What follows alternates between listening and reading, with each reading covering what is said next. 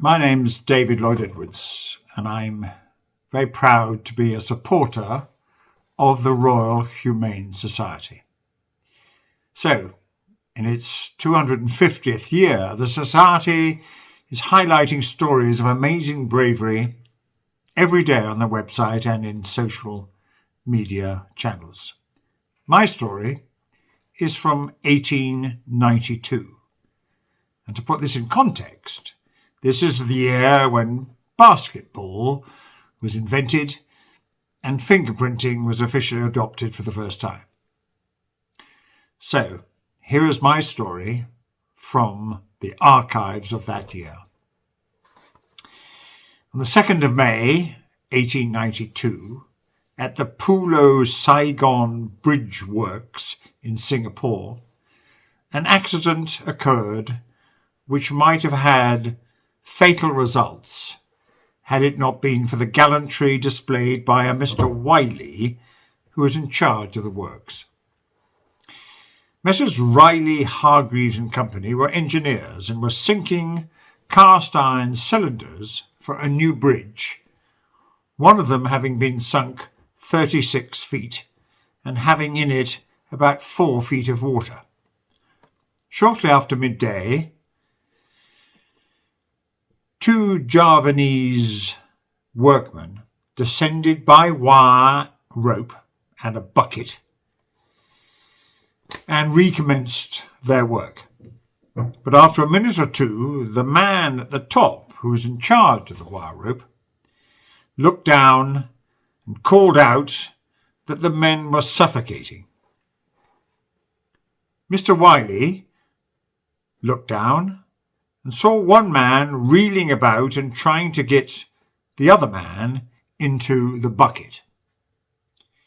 He at once slid down the wire rope, peeling his hands in the process, and assisted in putting the more unconscious of the men into the bucket. He held him there and came to the surface with him. No sooner had the man been taken out of the bucket than it was seen that his companion below had entirely succumbed to the foul gas and had sunk below the water surface.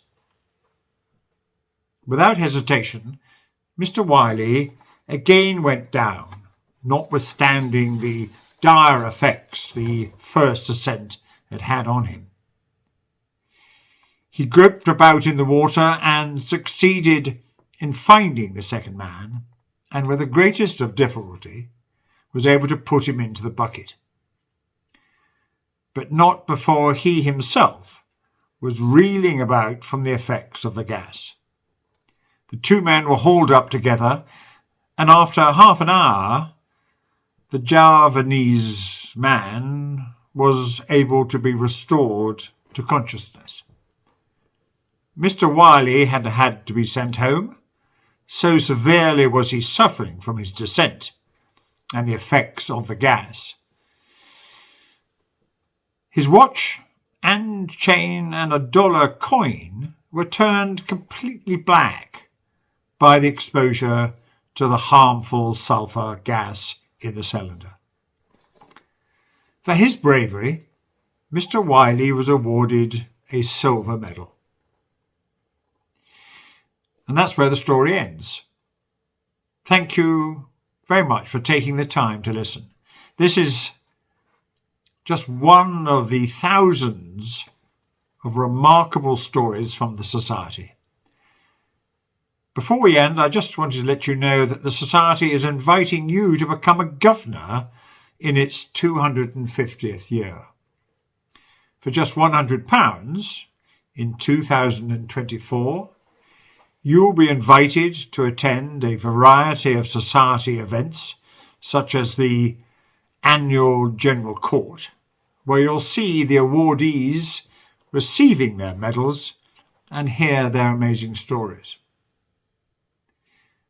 You'll also get a 250th anniversary certificate and an invitation to a special celebration at St Paul's Cathedral in September. If you're interested in finding out more, please just visit their website. Thank you.